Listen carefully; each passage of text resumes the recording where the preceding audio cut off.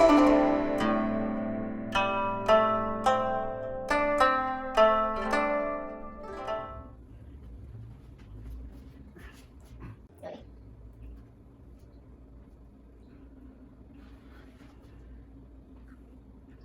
¿qué tal? Buen día. Vamos a estar revisando el tema de métodos rápidos y automatizados para análisis microbiológico de alimentos.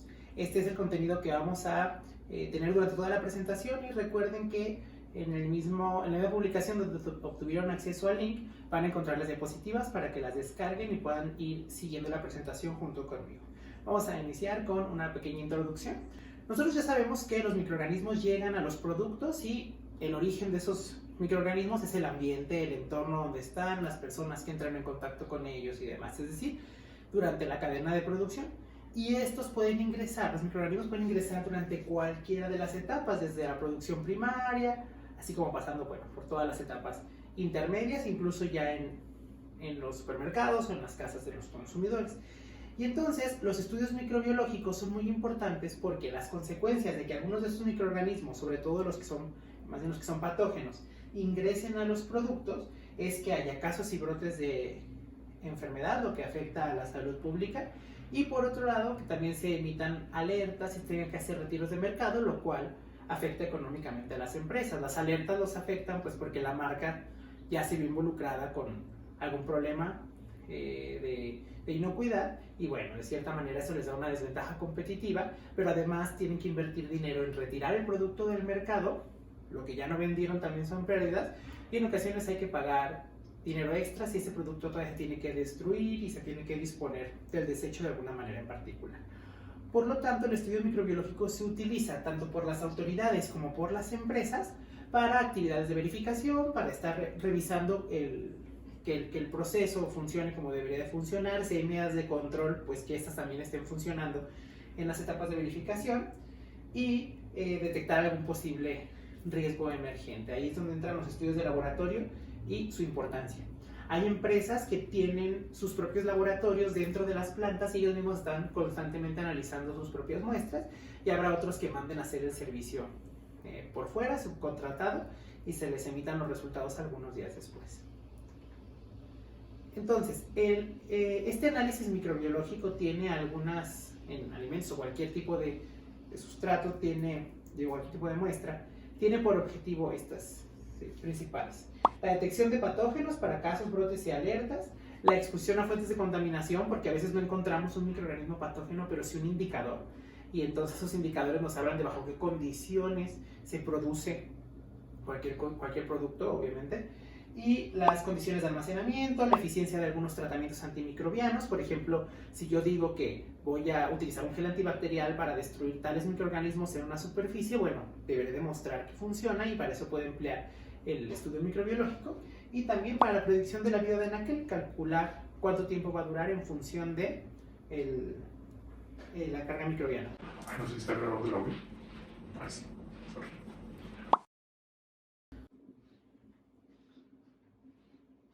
Entonces, la tendencia a desarrollar estos métodos rápidos y métodos automatizados persigue varios objetivos. Y es que ya existen métodos tradicionales. Ustedes podrán decir, bueno, pero ¿por qué existe un método rápido para detectar salmonela si existe el método tradicional para detectar salmonela? Y vamos a hacer una pequeña comparación entre esos dos. Primero, la reducción del tiempo para la emisión de resultados. Para nosotros hacer la determinación tradicional de salmonela, que lo hacemos a través de las etapas de preenriquecimiento, enriquecimiento, el aislamiento, la identificación bioquímica, luego la serología, nos toma más o menos 4 a 5 días.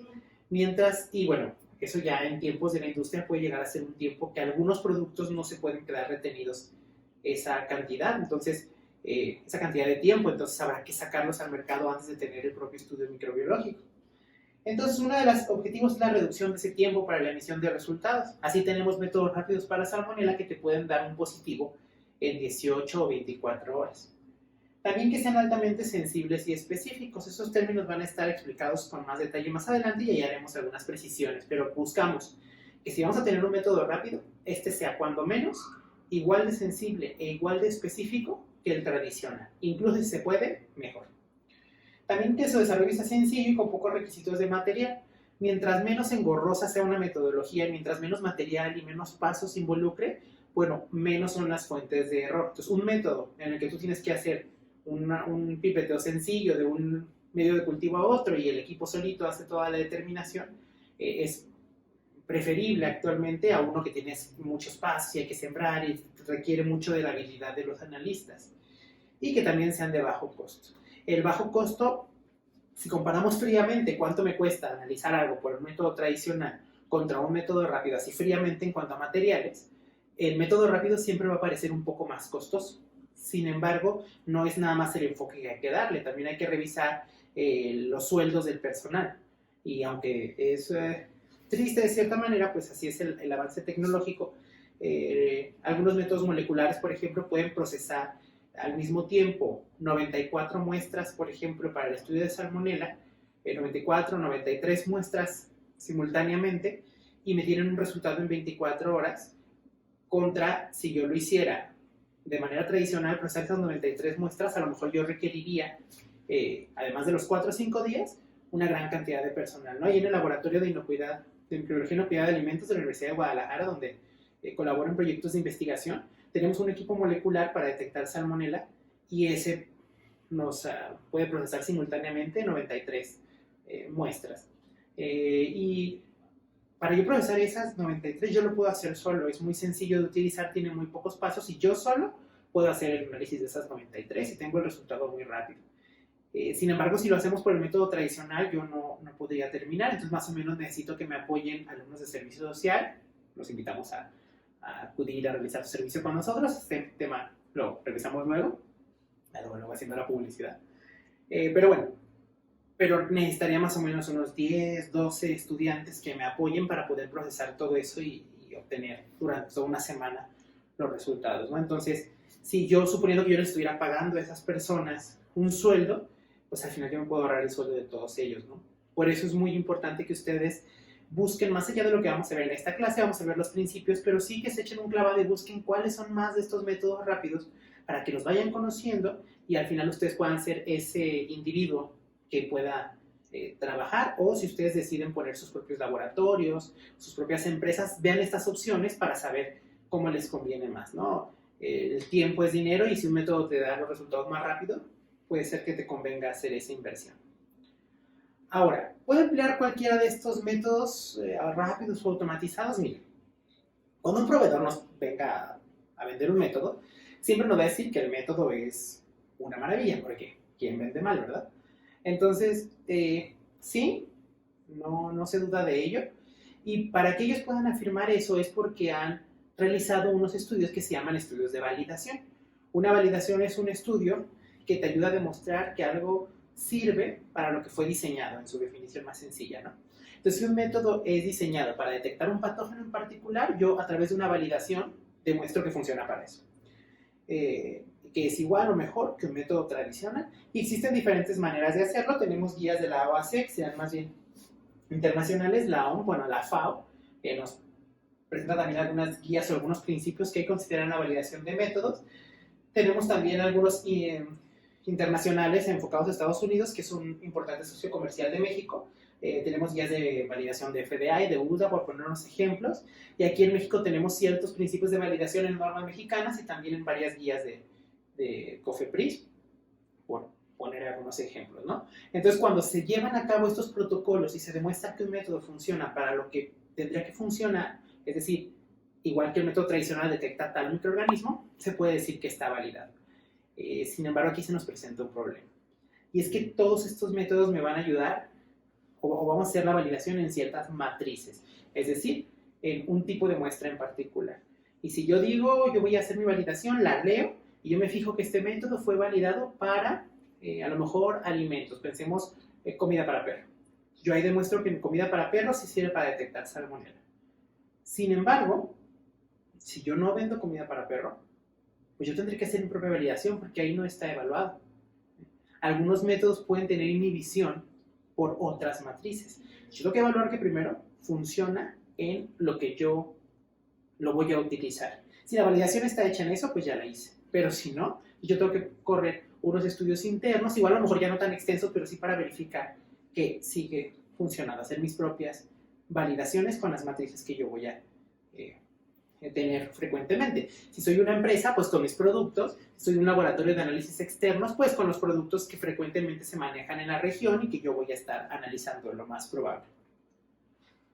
Ahora, bueno, eso es sobre la definición de validación que les decía, esa confirmación de que algo sirve para lo que fue diseñado, esa especificación y esa utilidad prevista. Y yo voy a comparar ciertos parámetros de la validación. Uno es la sensibilidad. La sensibilidad es la cantidad de un método, capacidad de un método para diferenciar entre pequeñas variaciones de un analito. Cuando hablamos de algo que es cuantitativo, será muy fácil de entender. Si yo tengo un método que me detecta partes por millón y otro que me detecta partes por billón, será más entendible que el de partes por billón sea más sensible. Sin embargo, en microbiología a veces es un poco confuso porque dices, lo menos que yo podría detectar es una célula, ¿verdad? ¿Cómo puedo tener menos de una célula? Y en microbiología lo hacemos mucho en referencia al volumen. Es decir, una célula en 100 gramos, es decir, este método me detecta una célula en 100 gramos contra otro método que pueda detectar una célula en 1 kilogramo. Entonces, el que detecta una célula en 1 kilogramo es más sensible. Para ello también contamos con dos aspectos muy importantes, que son los límites de detección o de cuantificación, dependiendo de si es un método cualitativo o cuantitativo, que es la cantidad mínima de analito que puede ser detectada y diferenciada de un blanco, o la concentración mínima del analito que puede determinarse con suficiente precisión y exactitud. Es decir, lo menos que yo puedo detectar y lo menos que yo puedo cuantificar. Cabe aclarar que aquí es muy importante que estemos conscientes que si una muestra contiene al patógeno, pero en una cantidad menor al límite de detección, el método me va a decir que es negativo. Y eso no significa que no lo contenga. Lo malo es que a veces el límite de detección no va de la mano con la dosis infecciosa. Es decir, la dosis infecciosa puede ser menor. Yo necesito una muy pequeña cantidad de células o de partículas, por ejemplo, en el caso de los virus, una muy pequeña cantidad para enfermarme. Pero el método requiere una cantidad mayor a la que yo requiero para enfermarme para poder decir que es positivo. De pronto puedo tener un método que me diga que es negativo y que en realidad yo sí adquiera una enfermedad a través de ese producto. Aquí tenemos nuestro primer ejercicio que me gustaría que vamos a crear una encuesta en la plataforma de Classroom y cada quien me va a poner cómo resolvió este asunto. Dice, ejemplo, se evalúan 5 equipos para detectar un analito X y los límites mínimos de cuantificación son del equipo 1, 1 gramo, del equipo 2, 10 partes por billón, del equipo 3, 10 partes por billón, del equipo 4, 0.001 partes por millón y del equipo 5, 1 parte por billón. Y entonces, ¿cuál de esos métodos será el más sensible? Deben estar muy atentos a las unidades y a las equivalencias entre ellas. Dejamos la encuesta ahí abierta y ustedes escriben cuál es el método más sensible de todos. El otro parámetro de desempeño para la validación es la exactitud. La exactitud, por definición, es la cercanía del valor analítico al valor verdadero. Este valor verdadero siempre queda como un poco, ¿verdad? Entonces, ¿qué se hace? Bueno, por valor verdadero vamos a considerar ciertos patrones. O sea, aquí, por ejemplo, tenemos para las balanzas analíticas estas pesas que son las pesas patrón, que se venden específicamente para eso. También existen termómetros y todos les vamos a creer a eso, ¿verdad? Sea el termómetro patrón, sea la pesita, sea lo que sea. Ese sería como el valor verdadero. En el caso de la microbiología, bueno, nos referimos a la cepa, ¿no? Si es una cepa de salmonela, pues que el método sea exacto en decirnos qué es esa salmonela. Tenemos después el principio de precisión, el parámetro de desempeño de precisión, que es la concordancia entre la repetición de las medidas. Es que yo hago experimentos repetidos o analizo varias veces una misma muestra y entonces veo qué tanto concuerdan los resultados entre ellas. En un cualitativo, pues veo que todas sean constantemente positivas o negativas, y en un cuantitativo veo qué tan próximos están los valores numéricos. Recordarán de las clases anteriores cuando revisábamos los métodos para cuantificar los tradicionales, que teníamos métodos como el vaciado en placa, la filtración por membrana, el número más probable. Dijimos para análisis de agua, el número más probable y la filtración por membrana podían ser dos métodos para análisis microbiológico, por ejemplo, de coliformes en agua. Pero quedamos que, si bien la filtración por membrana es un buen método, es menos sensible que el número más probable, porque el número más probable puede recuperar células estresadas, entre otras cuestiones. pero quedamos que el número más probable tiene como desventaja que es menos preciso. Y al ser menos preciso quiere decir que si yo tengo 1 litro de agua y tomo la cantidad de volumen, lo agito, tomo la cantidad de volumen y le hago un número más probable, me va a dar un resultado numérico. Y luego, repito, del mismo litro de agua tomo otro volumen, le hago un número más probable y me va a dar otro valor. No me va a dar el mismo valor o a veces ni siquiera muy cercano. Esta es una propiedad del número más probable que será muy sensible, por un lado, pero es poco preciso. Y aquí ya tenemos algunos principios como la repetibilidad y la reproducibilidad, que se refiere a mismos laboratorios, en el caso de la repetibilidad, mismo laboratorio, mismo equipo, mismo analista, o la reproducibilidad, que ya es bajo condiciones diferentes.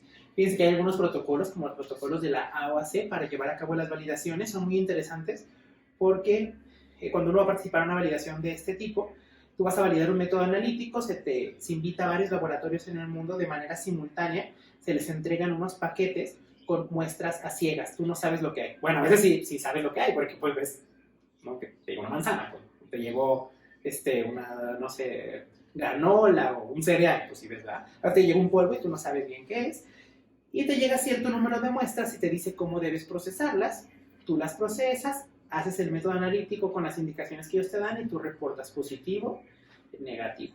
Y se ve cuáles son los resultados de todos los laboratorios a los cuales se les entregaron esos paquetes con esas mismas muestras, en esas mismas cantidades, y ven qué tanto concuerdan los resultados entre todos ellos para evaluar justamente estos principios de repetibilidad y de reproducibilidad. Ahora, este es un ejemplo clásico que sería bueno que repasáramos, quizá ya lo hayan visto antes, pero nunca está de más. Entonces, esto que tenemos acá, primero, se trataría de una persona que es muy precisa, pero no es exacta. Exactitud sería dar en el blanco, pero al menos es preciso, ¿verdad? Entonces, nunca da en el blanco, pero siempre da donde mismo, ¿no? Ahí ustedes ustedes son las personas que constantemente en sus materias obtienen de calificación 60, pues siempre 60 ya, si a su mamá les regaña, ustedes pueden decir, bueno, no soy muy exacto porque la tirada era el 100, pero preciso soy, 60, siempre ya sabes qué hacer. De aquel lado tenemos, por ejemplo, algo que ni es preciso ni es exacto, ¿verdad? Esto sí es como una desgracia, a veces muy bien, a veces muy mal, entonces esto no daría ningún nivel de confianza. Y ya esto representaría algo que es preciso y que es exacto, que tiene ambas propiedades. Otro aspecto importante es que sea específico o que sea selectivo, que es la habilidad de un método, la capacidad de un método para responder únicamente a la sustancia que se desea analizar. Entonces, hay veces que hay métodos que se pueden confundir. Por ejemplo, los métodos inmunológicos que detectan antígenos en particular, hay antígenos que no son exclusivos de ciertos géneros. Entonces, yo tengo el género A que comparte antígenos con un género, el género C, y a mí me va a dar positiva la prueba cuando tengo A y cuando tengo C, pero yo estoy buscando A. Entonces ya como que hay la especificidad, como que me falló, ¿no? De pronto tengo ahí algunas bacterias que lo digo ya de cariño, tengo bacterias que son enemigas, ¿no? Para mí. Y digo, ay, qué bárbaras, como Citrobacter, ¿no? Algunas especies de Citrobacter se parecen mucho a Salmonella hasta la etapa de las bioquímicas, entonces siembras, tienes las colonias, llegan a ser muy parecidas, y ya te las llevas a las bioquímicas y todo, y hasta entonces te das cuenta que no es, sabes hasta la serología, ¿verdad? Entonces, son tus enemigos, ¿no? Porque de pronto se te confunden, se parecen mucho. Entonces hay métodos que se pueden confundir, ¿no? También los métodos tal cual, cuando no son muy específicos, cuando detectan componentes que no son exclusivos de ciertos géneros, existe la posibilidad de tener falsos positivos. Y también es muy importante que los métodos sean robustos. Robusto suena como a... Grande como a... Sin embargo, los métodos analíticos quiere decir que un método analítico no se ve afectado por pequeñas variaciones. Hay métodos analíticos que son muy poco robustos. Quiere decir que una variación pequeñita, ya el método ya no te sirve. Entonces, hay equipos que hay que tenerlos en ciertos cuartos especiales, con ciertas condiciones en el aire, en la presión. La habitación debe tener cierta calidad de aire en cuanto a partículas y demás, porque si no, el método se puede ver afectado. Y hay otros métodos que son portátiles, tú los puedes mover para todos lados, los traes en un maletín y donde te pongas va a funcionar. O sea, hay métodos que son más robustos, hay que son menos robustos. Un método más robusto, además, te permite analizar mayor número de matrices, ¿no?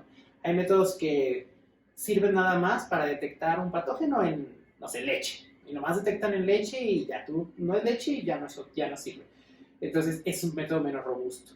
Mientras que hay otros métodos que se han evaluado y funcionan de chile, mole y picadillo y agarran de todo. Ahora, voy a hacer una pausa, perdón, tengo mucha sed. Ustedes también, si quieren, pueden ir a servirse algo. ¿A qué están en su casita? Ahora sí ni cómo decirle. Que no pueden comer. Aquí no se puede comer. Pues están en su casa, ustedes pueden comer donde quieran.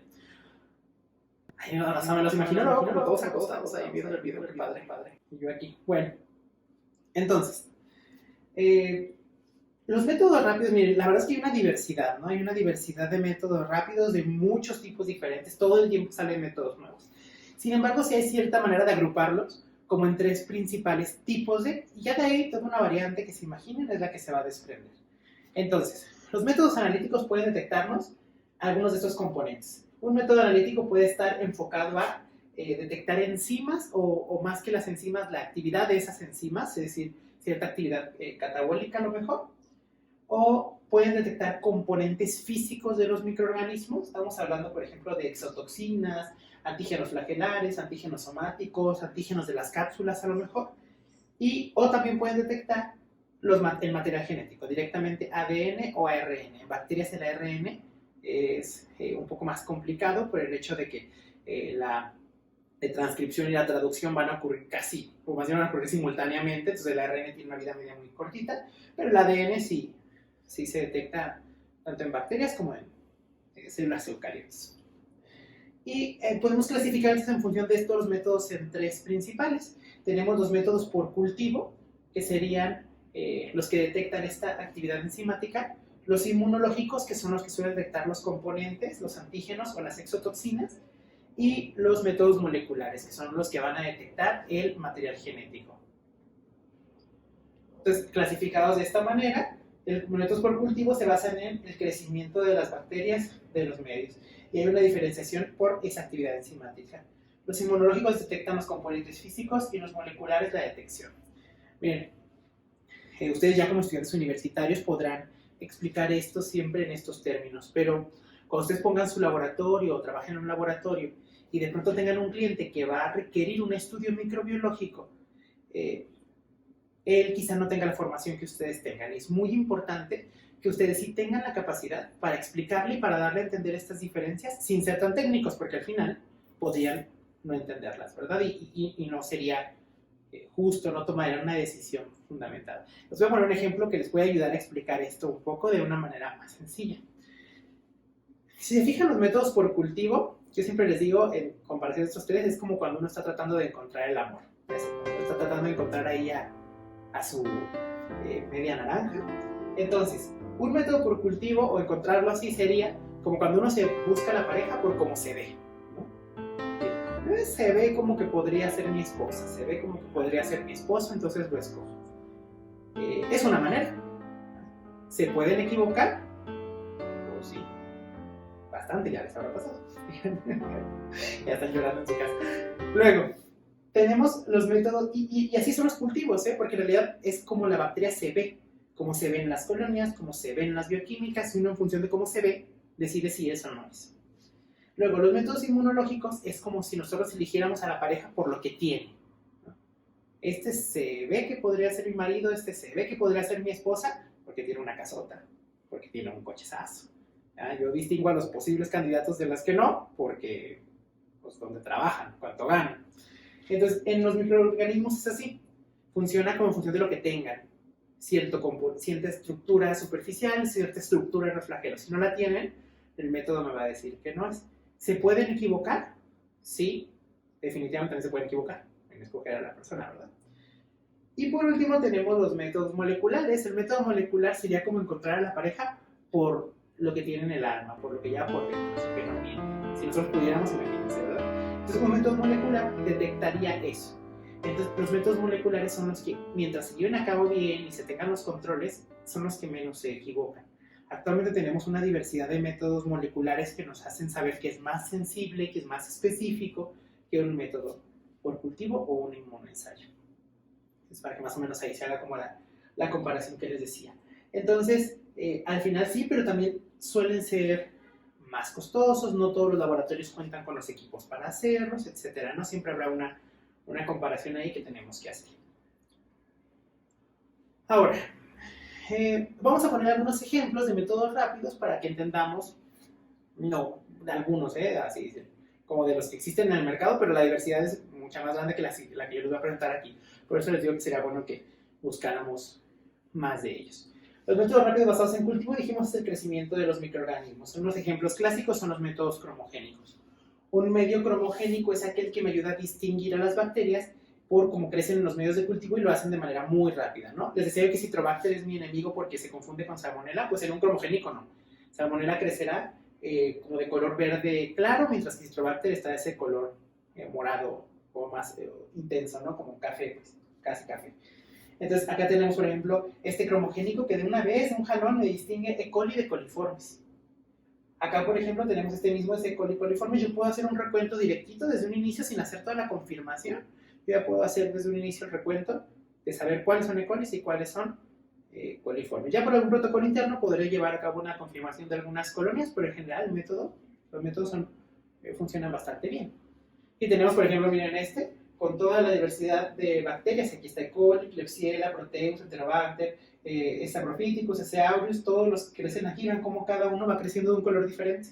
Los puedo identificar muy rápido.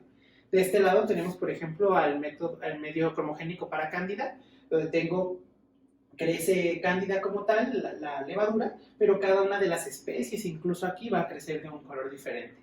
Esto se logra porque se tienen las moléculas, digamos, como ancladas. De este lado encontramos esta molécula que es la responsable de proporcionar el color que estábamos viendo. Sin embargo, está unida a un sustrato que le sirve a las bacterias para su alimentación y ellas son capaces de romper este enlace. Obviamente eso ya es específico, ¿no? Aquí es donde tú ya hablas de selectivo, porque tú dices, ok, yo tengo esta molécula que me va a dar el color azul y le voy a poner ese sustrato que es específico para la bacteria fulana. Y luego pongo otra molécula que me va a dar el color rosa y le pongo el sustrato específico para la otra bacteria. Entonces, una vez que el microorganismo logra romper el enlace, cual sea, va a liberar este grupo. Sin embargo, este grupo así solito no imparte el color, en un inicio no lo tendrá, sino será la unión. Si se fijan, esta molécula que se liberó está unida de este lado a una igual, nada más que esta está como de cabeza. Entonces, cuando se juntan, ahora sí ya me dan el color, en este caso un color azul índigo.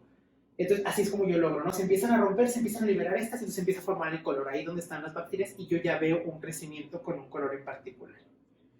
Fíjense, aquí están las moléculas, las posibilidades. Aquí tenemos todos los grupos funcionales de las R's y aquí yo tengo cómo los puedo funcionalizar. Si, por ejemplo, tenemos 4 grupos en las moléculas R1, R2, R3, R4. Si yo a los 4 los funcionalizo con hidrógeno, entonces yo lo que voy a tener es un color azul. Sin embargo, si yo los dejo el 1 y el 2 con cloro y bromo y los otros 2 con hidrógeno, entonces vamos a tener azul, quizá de otro tono. Puedo generar magenta, salmón, morado, por poner algunos ejemplos. Igual aquí en la presentación, en la parte de aquí abajo, encuentran el código para identificar, para leer la patente completa en Google, que es una patente que ya se encuentra libre. Pongan este código que está aquí en la esquina, no lo alcanzan a ver, pero en la presentación lo verán fácilmente. Pongan ese código que está ahí, lo ponen en Google y los va a llevar a leer la patente completa por si les interesa más de cómo desarrollar estos medios cromogénicos. Otro ejemplo serían los métodos rápidos de cultivo, los de Petrifilm. Esto te ayuda a evitar toda la preparadera de medios de cultivo. Sí, voy a salir de cámara cada vez que tomaba. Estoy viendo mi fantasía de youtuber, yo estoy aprendiendo. Entonces, en los Petrifilm lo que hacemos es que sustituimos la parte de la preparación de medios. Eso no se hace. Si tenemos aquí el medio deshidratado, se agrega 1 mililitro de la muestra y entonces bajamos esta película y lo metemos a incubar. Y cuando sale, entonces ya tendríamos el crecimiento y podemos identificar. En este caso, sería un Petrifilm para el recuento de E. coli y coliformes. Las colonias de E. coli crecerían de color azul y las colonias de coliformes crecerían rojas, asociadas a burbujas de gas, tanto las de E. coli como las de coliformes. Parece como tienen alitas las colonias. De este lado, un Petrifilm para el recuento de mohos y levaduras. Incluso se han presentado Petrifilm para la identificación de patógenos, como este es el Petrifilm, como método rápido para la identificación de Salmonella, que también se ha presentado. Entonces te ahorras mucho trabajo, se considera un método rápido. Tenemos también métodos rápidos, les decía, basados en inmunoensayos. Entonces es la detección de esos componentes antigénicos y se basan en principio más general, a través de la técnica de sándwich, esto estaríamos viendo el ELISA, en la que tenemos un soporte sólido que está funcionalizado con un anticuerpo. El anticuerpo obviamente va a detectar los antígenos del patógeno en particular que queramos detectar. Entonces, cuando nosotros agregamos la muestra donde vienen los antígenos, eso sí, a la muestra puede que se le tenga que dar un tratamiento antes. Si es un antígeno que, por ejemplo, está por dentro del microorganismo, quizá yo tengo que dar un tratamiento térmico y destruyo al microorganismo, libero los antígenos y luego ya lo coloco en el método que vaya a llevar a cabo. Pero en el caso que expongo yo los antígenos y tienen la reacción con el anticuerpo, se unen, yo hago unos lavados intermedios y luego agregaré un reactivo que se le suele decir conjugado, que se trata de un anticuerpo que detecta esta unión antígeno-anticuerpo y este está unido o está pegado a una enzima. Luego yo hago lavados intermedios para remover todo lo que no se haya unido. Y por último agrego un sustrato. Este sustrato es un compuesto para esta enzima que está pegada aquí al segundo anticuerpo. Entonces, cuando lo agrego, si está esta enzima presente, entonces esto va a cambiar de color. Si lo vemos de atrás para adelante, si se presenta un cambio de color, es porque estoy detectando, es porque se encuentra presente el segundo anticuerpo que está unido a la enzima. Si el segundo anticuerpo está, es porque el antígeno se ha unido al primer anticuerpo, que es el que me está encontrando al microorganismo. Este sería un principio muy general, lo utilizan muchos métodos rápidos, y lo que sí va a estar cambiando frecuentemente es el soporte sólido. El soporte sólido puede ser una puntilla, por ejemplo, como los que vamos a ver, puede ser un pocito, unas gradillas de microtitulación, un pequeño pocito, ahí están los anticuerpos. Puede ser un papel, como en las pruebas de embarazo, o incluso hay unas pruebas, como pruebas rápidas, se parecen a las pruebas de embarazo, pero para patógenos, tú pones un preenriquecimiento, le metes la pruebita, y estás esperando ahí, si salen 2 rayitas, tienes salmonela, si sale una, no tienes salmonela, igualito, ¿verdad? Sigue siendo la prueba de embarazo, sigue siendo una prueba inmunológica. ¿Qué métodos podríamos rescatar de esto? Tal cual, lo voy a poner como ejemplo, aunque creo que ya está descontinuado, esto no sé. Bueno, ahí luego les investigo, todavía se fabrica, no estoy seguro, Bueno, existía, no todavía exista, pero hay varias otras marcas, quizá no esta en específico, que es este mismo método, pero para la detección de salmonela, con estos pocitos, estas gradillas de microtitulación. Un tono verde nos indicaría un positivo en estos tonos, o un verde más clarito nos indicaría un negativo, ¿no? Ustedes habrán escuchado la prueba de ELISA, que es como parte de los métodos rápidos que existen o existieron, incluso haciéndolos así, para la detección del VIH. A lo mejor así ustedes conocieron esta prueba, es como su utilidad más famosa, pero tú pones el anticuerpo que sea para detectar cualquier antígeno y lo puedes utilizar para cualquier microorganismo. Entonces, aquí sí es muy importante, en este caso hay una tarjetita visual para que uno visualmente diga si es positivo o negativo. Luego habrá que hacer una confirmación. Si dices que es positivo, siembras y tienes que instalar el microorganismo. Ahorita vamos a discutir eso un poco más al final. Pero en ocasiones como esta decisión no se puede tomar tan así. También existen los lectores de estas ELISAs. Entonces tú colocas la gradilla en un lector y ese, a través de un haz de luz, él calcula la intensidad y dice si es positivo o si es negativo la intensidad del color. Tenemos también las pruebas por inmunofluorescencia. La inmunofluorescencia te presenta reactivos que tienen un anticuerpo, pero este está unido a un compuesto fluorescente. Entonces tú puedes hacer una unión selectiva, ¿no? En este caso, por ejemplo, tenemos anticuerpos específicos para detectar material genético, las proteínas de los microtúbulos, para el caso de la mitosis, estaremos aquí detectando los ribosomas, y claro, cada uno de los grupos fluorescentes tendrá que estimularse a una longitud de onda distinta, porque pues no será la misma. Son 457, 528, 617. Entonces, yo estaré viendo cada uno de los componentes por separado de un color en particular, pero luego un software me puede apoyar en unir estas imágenes que estoy viendo, y miren, al final logramos estas imágenes que ustedes han visto quizá en algunos textos, donde se logran ver todos los componentes celulares. Acá, por ejemplo, tenemos el caso de una muestra, un tejido, y podemos detectar estas pequeñas celulitas de aquí, son listerias. Yo puedo incluso teñir patógenos en particulares. Yo veo cómo queda la muestra, el tejido tal cual, y puedo identificar si existen algunos microorganismos en específico. Uno muy famoso es el método de Vidas, que sigue este mismo principio que decíamos antes, nada más que este ya está automatizado de cierta manera para que uno nada más coloque las muestras, los reactivos, y él solito corre todo, y él solo te da los resultados. Aquí el soporte sólido vendría a ser esta puntilla, y a través de este carrete va tomando los diferentes reactivos. Este también es muy interesante, que son las perlas de separación inmunomagnética, que se trata de estos núcleos, es un núcleo magnético que está cubierto, tiene una cubierta de algún componente inerte que se pueda funcionalizar. En este caso es una cubierta de oro. Se colocan encima los anticuerpos y lo que se hace es que se tiene un pocito donde se encuentran estas perlitas y uno coloca la muestra, se deja que esté en contacto un tiempo y después a través de un imán se retiran, se retienen las perlas que estuvieron, digamos, como pescando durante toda la muestra, estuvieron como agarrando las bacterias, ¿no? Porque tenían el anticuerpo, se andaban por ahí, cada vez que detectaban un antígeno, pues lo agarraban y ya se quedaban con él unido. Entonces, luego pongo yo un imán y puedo retirar este líquido y ahora sí yo me quedo con nada más las perlitas que atraparon a las bacterias que necesitábamos para el estudio. Lo hacen. A veces no es en sí mismo un método no suele ser un método, pero sí suele ser una parte que se acopla a algunos métodos de estudio microbiológico y los hacen muchísimo más sensibles y también más específicos. Y luego tenemos los métodos rápidos basados en reacciones moleculares. En este caso, estos métodos se basan en la detección de material genético, ADN y ARN. Es una notificación de ¿se apagó qué? Ah, no, vale. Desde ya no estoy grabando, estoy hablando media hora, sí, pero bueno, quiero ver. Bueno, entonces, detectan, dijimos, ADN o ARN. Digamos que como el antecesor de todos los métodos moleculares viene a ser la reacción en cadena de la polimerasa, el PCR. Consta de estas etapas como de manera general, que será la extracción, que estos protocolos de extracción son los que son muy específicos para cada microorganismo, ¿no? O para cada organismo en particular. Y de hecho suele ser lo que es muy complicado de hacer a veces, ¿no? Primero, ¿cómo voy a extraer el ADN? Ya que tenga yo mi ADN purificado, pues ya digamos que la prueba es de cierta manera estándar, pero llegar a esto no siempre es fácil. Depende del organismo, una célula, eucariota, procariota, entre las procariotas qué tipo de cubiertas, etcétera. Voy a llevar a cabo protocolos específicos. Entonces tengo la extracción, luego ya llevaré a cabo lo que es con el termociclador, pues los ciclos para llevar a cabo la amplificación.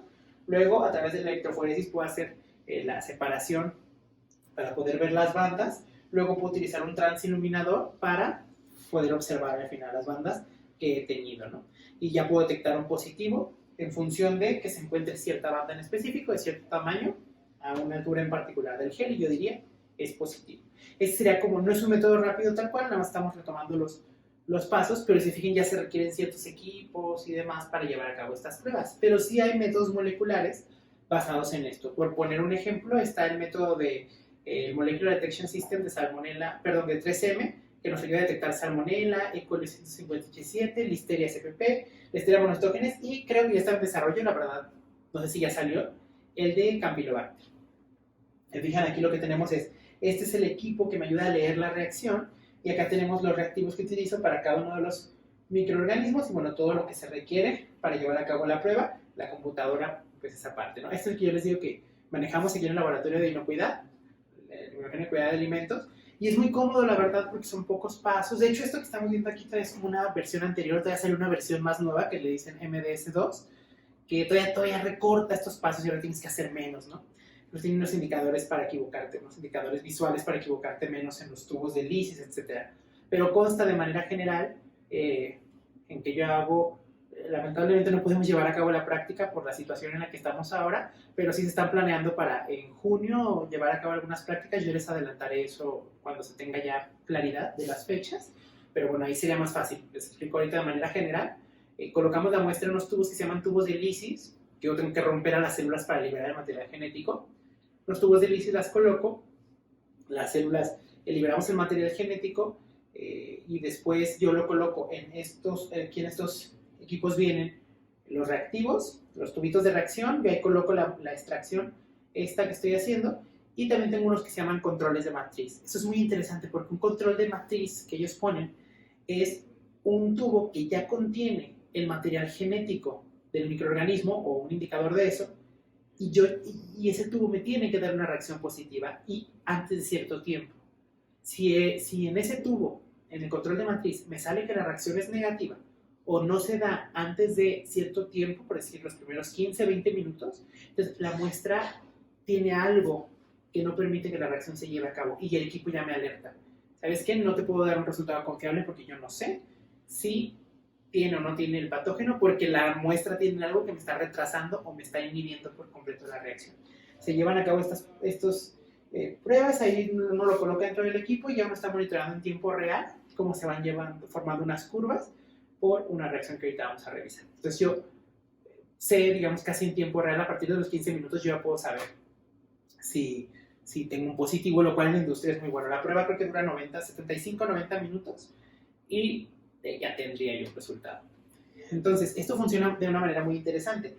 Tenemos el material genético que, si fijan, está unido, porque recordarán de sus clases de biología molecular que para el PCR yo tengo que separar a través de la temperatura, yo hago la separación. Sin embargo, en este caso no, sí facilita, si hay un paso térmico que hace el lisis, pero no requiero ni los ciclos ni esa separación tan estricta porque utilizo una BST polimerasa, que la BST polimerasa tiene la propiedad de que también es helicasa, otra también separa el material genético. Y entonces esta empieza a amplificar, ¿verdad? Para que la BST polimerasa haga esto, obviamente que los primers, que son los que son específicos del microorganismo, ya se tuvieron que haber pegado. Si los primers se pega la BST polimerasa y amplifica.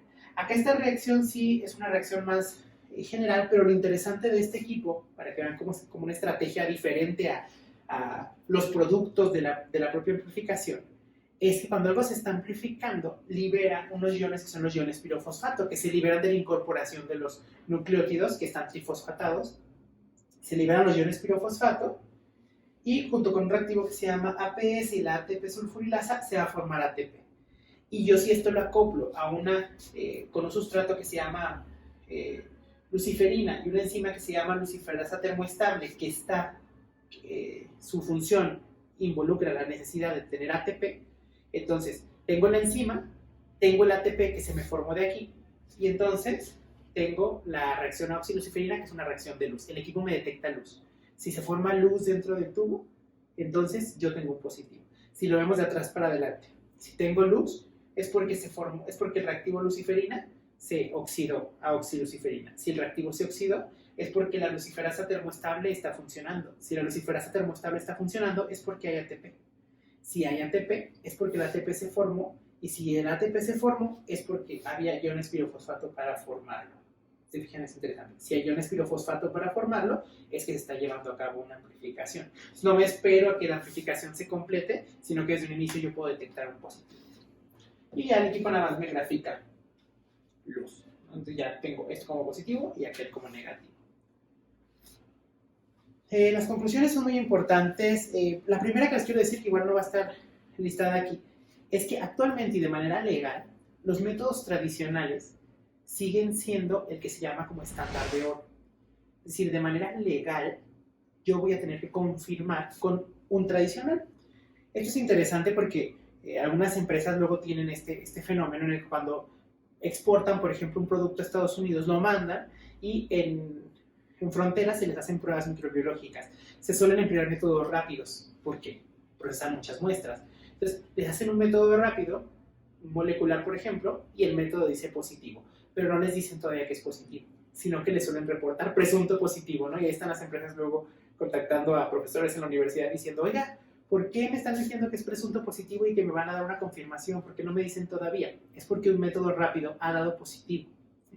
Entonces, como el estándar de oro es el cultivo, a esa misma muestra que ya dio positivo, hay que terminarle el cultivo para que vean. Si está por cultivo también positivo, legalmente es un positivo. Si no, es un negativo, legalmente, ¿verdad? Ahí hay unas como discrepancias y demás, pero así funciona. Entonces tienes un presunto positivo que si no se confirma por cultivo, se vuelve negativo y te liberan el producto. O si se confirma como positivo, pues ya es un positivo legal. Entonces, actualmente todavía, en el momento en el que estoy grabando esta clase, el estándar de oro sigue siendo el método por cultivo. Y yo también debo ser muy inteligente para poder seleccionar mi método. Primero, ¿qué quiero? ¿Cuantificar o detectar? Si yo quiero cuantificar, como en el caso de estos indicadores que están aquí, pues voy a tener que buscar un método rápido de cuantificación. Y también tengo que ver si me conviene invertir o no, si lo necesito para qué. En los sistemas, por ejemplo, de inocuidad, las pruebas microbiológicas se utilizan como parte de la verificación, es decir, pruebas complementarias a lo que se llama monitoreo. El monitoreo es lo que hago todo el tiempo, cada todo el tiempo estoy haciendo, ¿no? Si yo tengo una medida de control que es aplicar un desinfectante como cloro, yo estoy todo el tiempo midiendo la concentración de cloro y yo así estoy seguro de que está funcionando. Y ya como parte de la verificación, tomo muestras para estudios microbiológicos, pero como parte de la verificación. Entonces quizá no me urge tanto, porque no estoy dependiendo del estudio microbiológico para liberar un producto. Entonces puedo decidir y hacer el tradicional. Pero si el resultado me urge para liberar, entonces podré pensar en invertir en un método rápido. Y yo también tengo que pensar solamente detección como para la mayoría de los patógenos. También debería de pensar si el microorganismo se puede cultivar en el laboratorio o no. Si se puede cultivar en el laboratorio, como es el caso de las bacterias y de los hongos, puedo hacer cualquiera de los tres. Puedo hacer descultivo, puedo hacer inmunoensayo y puedo hacer molecular. Sin embargo, si se trata de organismos que no se pueden cultivar en el laboratorio, como es el caso de los parásitos y de los virus, entonces a fuercitas voy a tener que hacer el molecular. El cultivo no, porque no se pueden cultivar. El inmunoensayo, aunque en principio se podría hacer, la concentración que yo requiero suele ser muy alta. Entonces, en la matriz, en la muestra, podría no venir tal concentración y yo no tengo manera de generar más, como en las bacterias, que hago un preenriquecimiento y se multiplican. Acá no tengo esa opción. Entonces, el inmunoensayo suele no servir. Entonces, lo que más sirve es la técnica molecular. ¿Por qué? Porque ahí sí, yo tengo poca cantidad de ADN y yo puedo hacer las amplificaciones. Haciendo una comparación en las etapas, todos los métodos llevan la etapa de preenriquecimiento, excepto estos que dijimos antes, ¿verdad? Aquí en estos casos, en lugar de ser un preenriquecimiento, se hace una técnica de concentración. Puedes hacer alguna centrifugación o en el caso de los virus, por ejemplo, utilizar partículas que capten a los virus, como las que vemos de separación inmunomagnética, etc. Pero en el caso que yo voy a hacer el preenriquecimiento para todos los métodos o una concentración. Luego el enriquecimiento lo lleva el cultivo y lo lleva el inmunoensayo, pero ya en molecular ya no se va directo a amplificación. Entonces, luego la siembra en placa en los cultivos, la identificación bioquímica, la serología, estos suelen ser los del tradicional. Si fijan, suele tener más etapas. Los inmunoensayos, ya del enriquecimiento solemos pasar directamente al inmunoensayo, son etapas más cortas, ¿no? El cultivo es el que suele llevar más, el inmunoensayo intermedio y el molecular es el que suele llevar menos etapas. Esta es una generalidad, pero bueno, si nosotros comparamos ventajas y desventajas, ¿qué tan disponibles están? Pues el método por cultivo es el que está más disponible. Cualquier laboratorio de microbiología hace cultivo, si no, pues no sé qué hace. Entonces, el inmunoensayo intermedio unos hacen y otros no, y el molecular pocos, porque no tienen la infraestructura, a lo mejor no tienen los equipos y son menos los que hacen. ¿Qué tan sensible es? Aquí sí, digamos que queda en el intermedio los inmunoensayos, siempre aclarando que suelen ser los inmunoensayos los que dan mayor cantidad de falsos positivos, por eso se suelen utilizar mucho como técnicas de tamizaje. ¿Qué quiere decir? Que yo traigo 100 muestras, les hago un inmunoensayo y si nada más 5 me dieron positivas, a esas les hago las pruebas. Nosotros cuando vamos a tomar muestras a algunas empresas allí en el laboratorio de inocuidad, nos traeremos unas 100 muestras, les podemos hacer un inmunoensayo y de esas 100 me dan positivas 8, por ejemplo. Y de esas 8 les hago el cultivo y me da positiva 1 o 2. ¿Sí lo ven? Entonces suele dar varios falsos positivos, pero siempre hay que confirmar.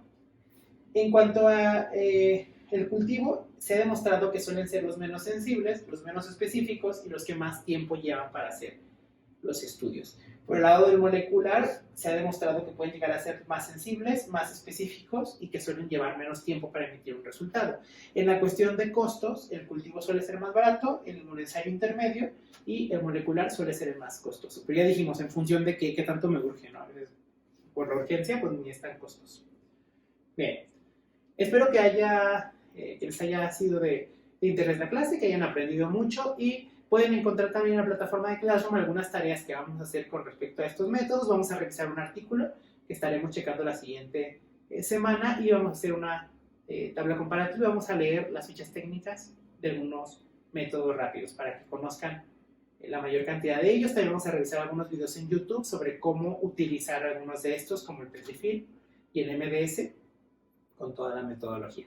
Muchas gracias por su atención y seguimos trabajando.